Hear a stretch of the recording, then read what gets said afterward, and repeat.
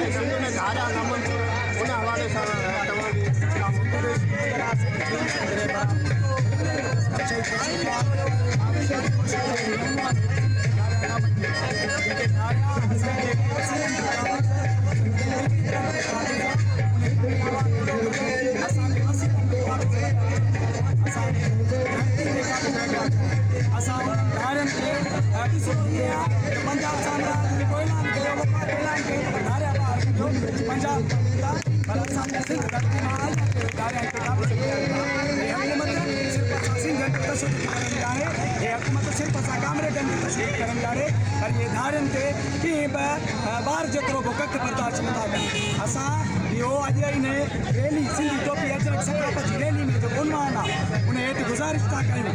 असां चिताऊं बि ॾियूं था गुज़ारिश सां गॾोगॾु त फिलफोर इहे धारिया असांजी धरती मां तड़े कढिया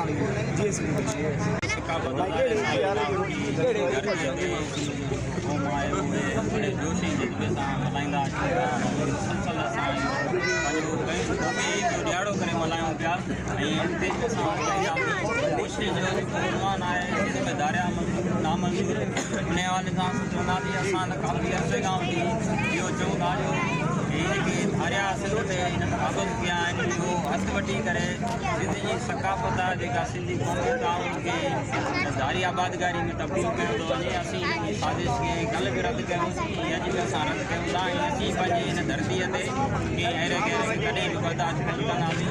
असां हिन हुकूमत खे चेतावनी ॾियूं त हिन जेका धारी आबादगारी आहे, अफ़गानी पठाण आहिनि या ॿिया के ॿिया आहिनि धारिया हिन धरती तां कढिया वञनि, न त ॿी सूरत में सिंध जा जेके माण्हू जॾहिं बेदार थी चुका आहिनि उहे हिन धरतीअ तां हिन धारियुनि खे पाण तड़े कढनि था।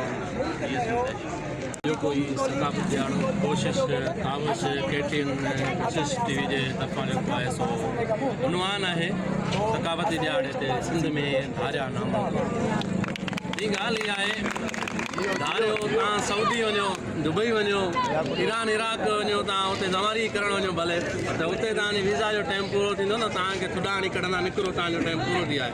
पर बदकिस्मती तव्हां हिन मुल्क जे अंदरि कानून मुकमल तौर ते मरी चुको आहे, तॾहिं धारियुनि खे छूट मिलियो आहे त धारिया जेको आहे सो सिंध में जेको आहे सो आमद पिया कनि ऐं धारियुनि जी आमद जेको आहे सो कराइण में मुकमल तौर ते हिन स्टेट जो हथु आहे। छाकाणि त उहो सिर्फ़ु ऐं सिर्फ़ु सिंध जे मथां धारियुनि जो बोझ मड़े सिंधी माण्हुनि खे अकेलियत में तब्दील करण जी हिकिड़ी गहरी साज़िश में रुधल आहिनि। तव्हांजे साम्हूं आहे हाणे हिन मुल्क जे आर्मी चीफ अनाउंस कयो, हिन मुल्क जे प्रेसिडेंट अनाउंस कयो त असीं मुल्क मां ख़ासि करे धारिया कढूं था। अफ़गानी पठान KPK मां उहे निकिरनि पिया। हुकूमत उतां जी संजीदा आहे, पंजाब जी हुकूमत संजीदा आहे, बलोचिस्तान जी हुकूमत संजीदा आहे, पर बदकिस्मती सां सिंध जा पीपला लीगला जेके हुकुमरान आहिनि उहे संजीदा न आहिनि, छाकाणि त धारियुनि मां उन्हनि खे मफ़ाद हासिलु करणा आहिनि। इन जे करे उहे धारियुनि खे नथा कढनि। धारिया इन्हनि खे मंशा जी डीलिंग करे उन्हनि जा जेब भरनि था। धारिया ॿिया जेको आहे सो कहिड़े ई क़िस्मनि जी माना तव्हांखे ॿुधायूं त स्मगलिंग करे हिननि खे जेको आहे सो जेब भरनि था। हुकुमरान MP MNN जे ठठ कराईंदा, तॾहिं उहे उन्हनि खे धारिया प्यारा लॻा पिया आहिनि, धरती ते बोझ बणाए विया आहिनि। इहे धारिया सुभाणे इन्हनि जे लाइ नासूर थींदा, इन्हनि जो ई अखियूं कढंदा। असीं चवंदा सिंध जे अंदरि को बि कंहिं क़िस्म में धारियो क़बूल न आहे। जेकॾहिं हुकुमरान संजीदा नथा थियनि त सिंध जा माण्हू हिननि जी अॼु न त सुभाणे रस्ता रोक कंदा, पोइ उन जा ज़िम्मेवार इहे हुकुमरान।